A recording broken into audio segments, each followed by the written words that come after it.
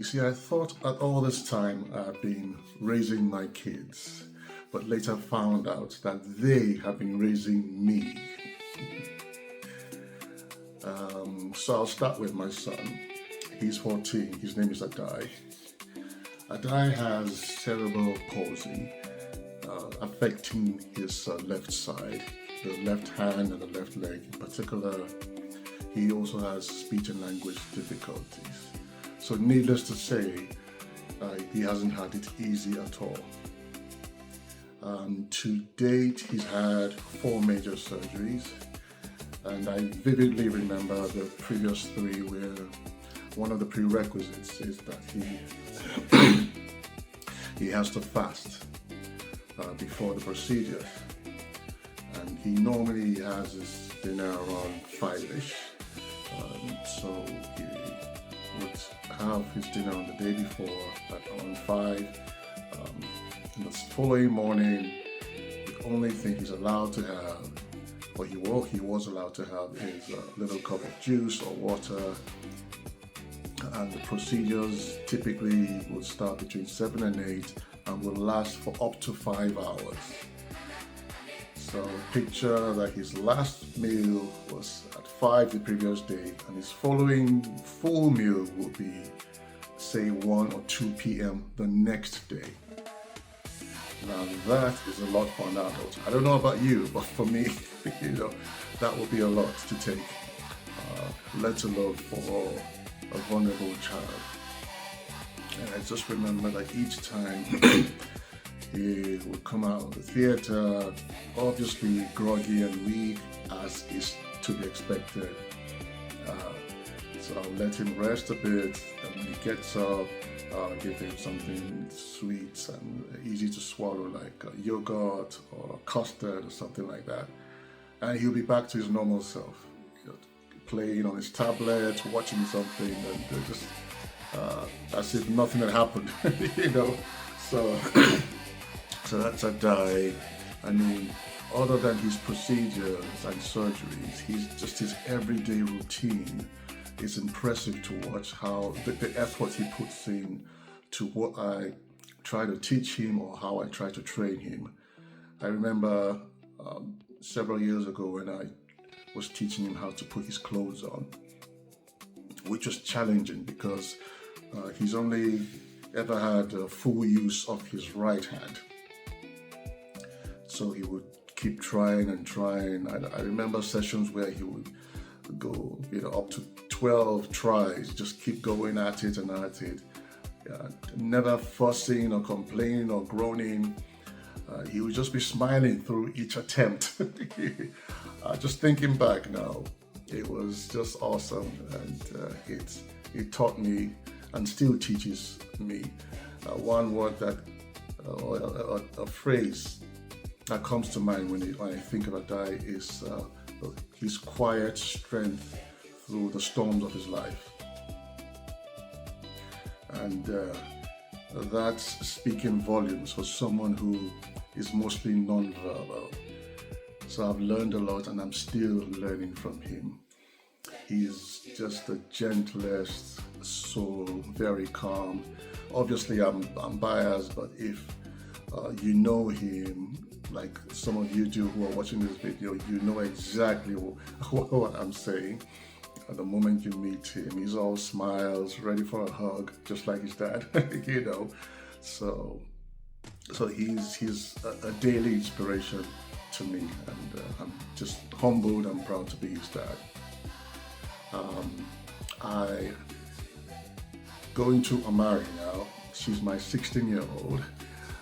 She's my daughter, my supervisor, my mom, you name it.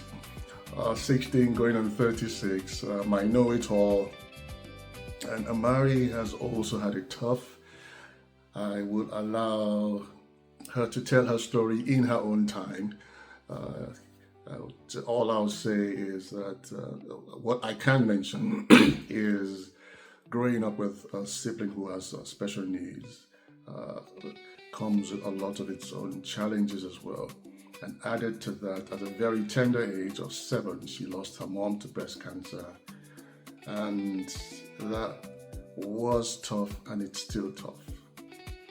I mean, it was just Mother's Day recently here in the UK, and it's always a very emotional one for her and for us as a family. So I think about it, and I'm 51, and my mom is still very much alive. But then I have to put myself in her shoes a lot of times, and there are certain milestones that she's never got to enjoy or share, and will never get to. You know, she's graduating from high school in a couple of months, stuff like that. Her first job, needing advice here and there, sharing time, memories. By God's grace, getting married, having kids, all that I shared with my mom, and I'm still sharing a lot of life experiences with her. She can't get to do that with her mom, unfortunately. So there's that aspect of it where I know I'm very mindful that she's even still grieving in some form or shape, because even with the time lapse, my wife has been gone for 8 years now. I know it still never fully leaves you. It can only be managed and as best as possible, and you find ways to cope. But the grief never leaves. So she's got that to deal with, but through it all, she has been strong, and I've seen that through her, and that's one word. Well, I'll say the more appropriate term that reminds me of her is resilience. Utter, sheer, raw resilience. That's a marry to you. For those who know her as well, you know exactly what I'm talking about. She has been through a lot, and also an inspiration to me. And I learned from her, and I'm still learning from her. Both of them in their tender years have been through, I believe, through more than a lot of adults have.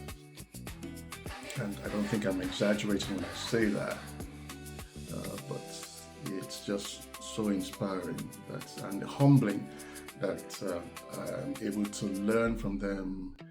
And that's the thing I'm trying to relay to parents and dads, especially because I'm talking from a father's perspective, to not only be mindful of teaching them, that's very, very important and key when raising children, but also be ready to learn from them, not just to hear them, but to listen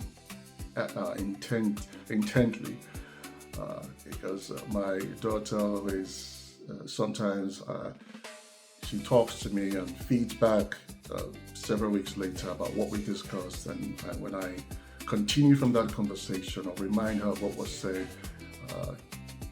she goes, sometimes she's pleasantly surprised and says, "Oh, I didn't know you were listening at the time, because you appeared to be working on your laptop or you were doing some chores in the home while we were talking at the time." So they remember these things, these moments, and it makes them happy when you have time for them and you're actively listening and focused on them, just that attention. So it's a lot of us have mentors and leaders who are by definition either our age or older, so our elders in some respects. But it's and so that's one thing. But if we're humble enough, we can also learn from those who are much younger, and some of the greatest life experience, life lessons can be learned from those that are right under our roofs.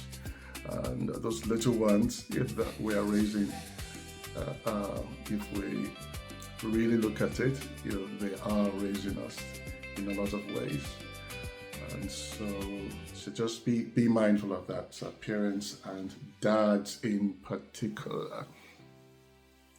So Like I said, I thought I was raising my kids, but realized that they have been raising me and are still raising me.